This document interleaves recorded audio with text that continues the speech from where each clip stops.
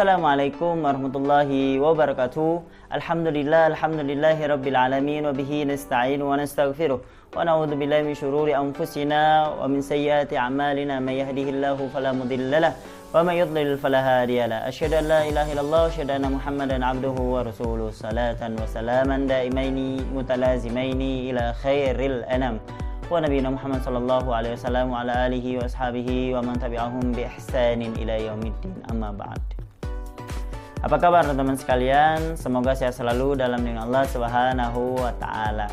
Tidak henti-hentinya saya akan selalu mengedukasi dan memberikan sebuah informasi kepada teman-teman sekalian agar teman-teman sekalian mendapatkan hal-hal yang baru dari video atau channel ini. Karena tujuan channel ini dibangun dari awal sampai sekarang akan selalu memberikan sebuah hal yang baru dan mengedukasi. Baiklah, di momen kali ini saya akan membahas ulama yang menyeleneh ini yang aneh-aneh ya. Kita memang sengaja akan membahas ulama yang aneh-aneh.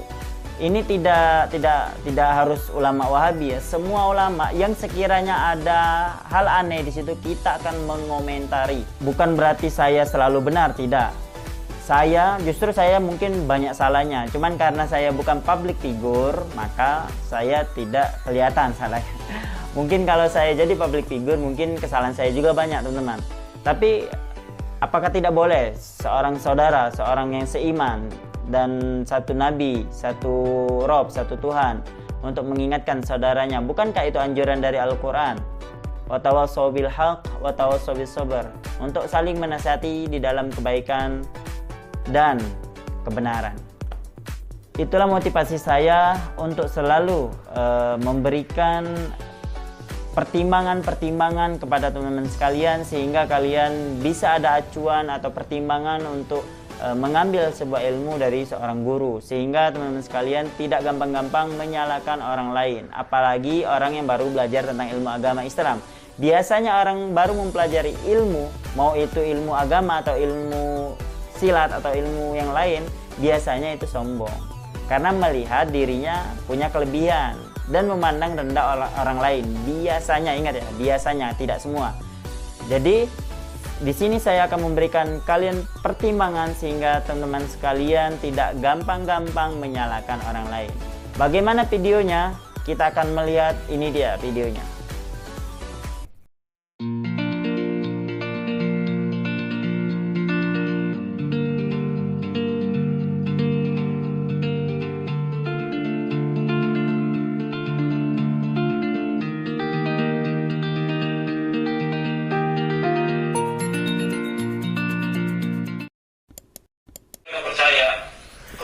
Habib yang ada sekarang ini boleh turun Rasul. Ya, jangan percaya, bohong. Jangan percaya. Sekarang umpamanya dia mengatakan turun Nabi, apa bedanya? Apa kelebihannya? Kalau dia mengatakan turun Nabi, turun Rasul, konsekuensinya wajib dia mengikuti Rasulullah. Kenyataan yang ada tidak. Dia nggak mengikuti Rasulullah SAW. Melakukan perbuatan syirik, ziarah ke kubur wali-wali dan minta di sana atau kuburan Habib. Kemudian juga mengadakan bid'ah dan yang lainnya. Kemudian juga orang diajak untuk kultus kepada dia bahwa dia paling mulia, bahwa dia ahli surga, pasti surga. Dari mana? Dan ada yang tahu seorang itu ahli surga. Hatta dia melakukan amal soleh yang terbaik di muka bumi ini, nggak bisa kita jamin masuk surga. Nggak boleh. Sama juga orang muslim yang berbuat dosa dan maksiat, nggak boleh kita katakan di muslim ini pasti neraka, nggak boleh. Karena hanya Allah yang tahu. Menentukan surga dan neraka hak Allah, bukan hak kita. Tapi kalau Habib mengatakan, saya ini udah tempatnya di surga, ngomong pada orang awam. Maka dipanggilnya pun beda dengan yang lain. Ima dipanggil Habib atau Sayyid. Kalau ketemu pun harus cium namanya, digini namanya dia. Harus cium. Kalau nggak dicium, lalu kualat nanti. Tidak boleh, nggak bisa begitu. Harus cium. Dan ini diperbutkan oleh masyarakat. Ini penipuan dalam Islam, tidak boleh. Jadi ketika dia mengatakan demikian, konsekuensinya dia wajib ittiba Rasulullah. Kita mau ikut dia, kalau dia ittiba. Kenyataan enggak? Tidak ittiba. Tidak mengajarkan tauhid kepada Allah. Bahkan orang diajarkan untuk tawasul kepada dia, minta kepada Allah melalui dia, minta selamat melalui dia, minta obat melalui dia, semuanya. Sampai air putih pun minta kepada dia. Kalau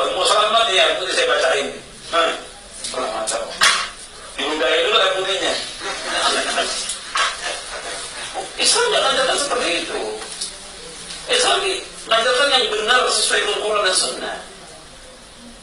Ya, saya bergaul dengan orang-orang itu juga. Saya katakan, kenapa kamu tidak mengajak orang kepada kebenaran? Kamu jawab itu nanti hari kiamat. Orang sesat dia ada dia. Nggak tahu orang kebenaran. Antum ikuti Habib puluhan tahun, sampai anda tahu.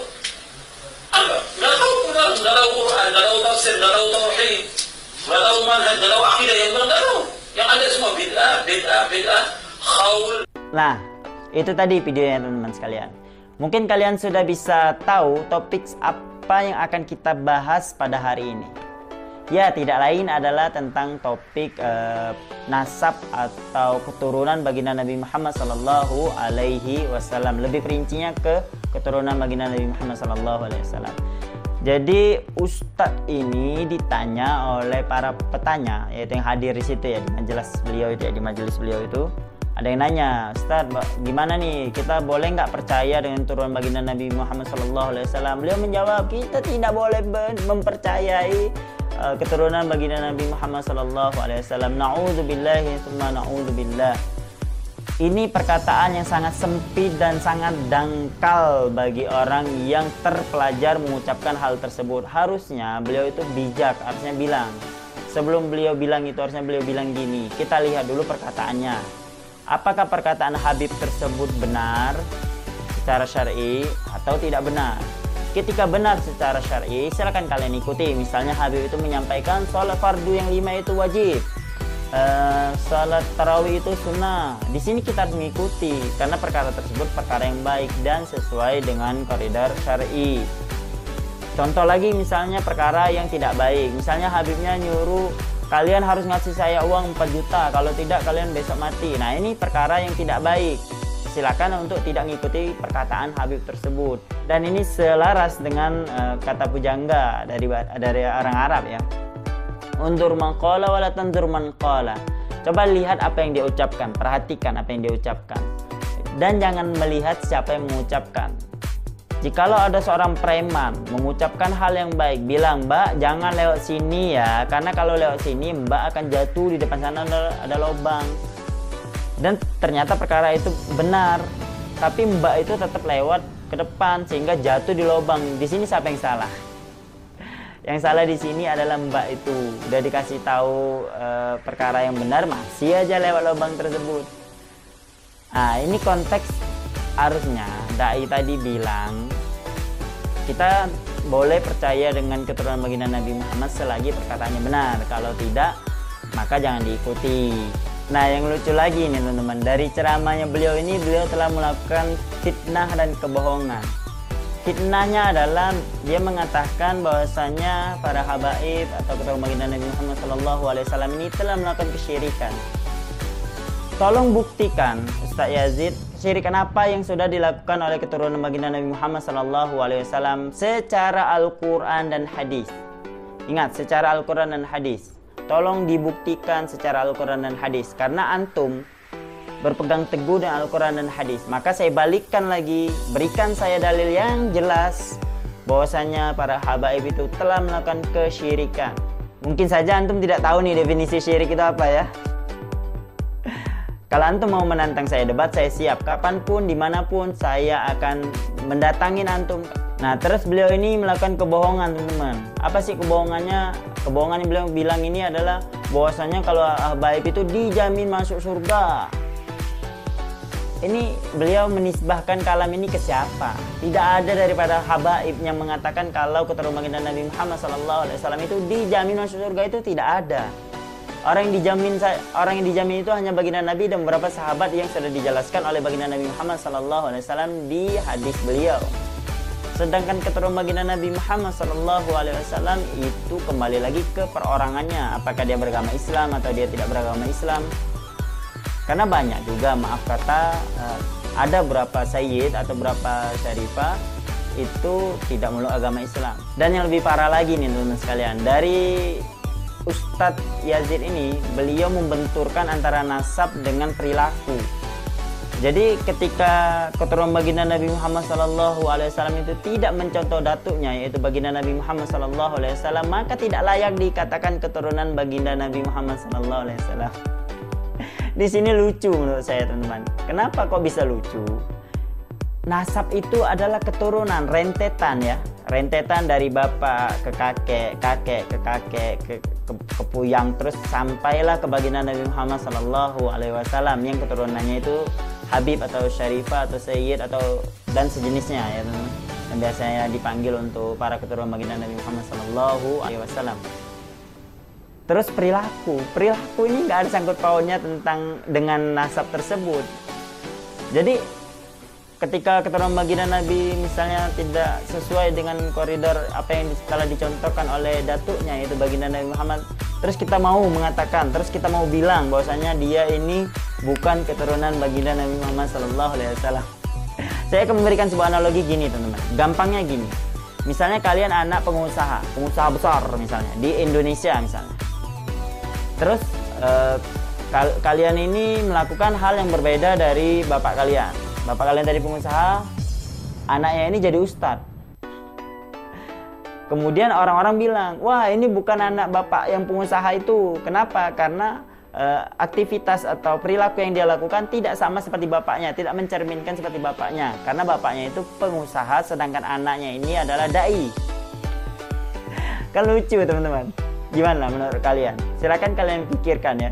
Yang lebih parah lagi nih teman. Ini sangat parah dari semuanya teman-teman. Beliau ini bilang dan sangat berani, cuman sanad kata beliau. Beliau bilang cuman sanad, saya pun bisa buat sanad tersebut. Saya menantang antum Ustaz Yazid. Saya menantang antum. Buat sanad yang mana sanad antum itu sampai kepada baginda Nabi Muhammad SAW dan diakui oleh Rabi'atul Alawiyyin. Saya siap pindah dan mengikuti mazhabnya antum, pendapatnya antum. Detik ini saya ikutin antum. Ingat, saya akan ikutin antum kalau antum bisa buat sanad antum sampai kepada baginda Nabi Muhammad SAW. Dikiranya buat sanad itu gampang. Ustaz Yazid, harusnya antum itu lebih berpikir lebih luas lagi, ya. Sebelum ngomong itu fakir qabla an ta'zima, berpikir dulu sebelum bertindak, berpikir dulu sebelum mengeluarkan kata-kata, Ustaz. Apakah kata-kata antum itu kedepannya akan membuat berdampak negatif atau tidak? Buat sanad itu tidak gampang Ustaz, karena rentetannya udah jelas. Misalnya saya punya bapak saya punya anak 3, antum mau masuk dari mana dari anak yang 3 ini? Antum mau buat sanad, wah sanad saya ntar nyampai ke bapak saya, contoh misalnya. Sedangkan anak bapak saya ada 3, antum mau masuk jadi 4 nih anak bapak saya.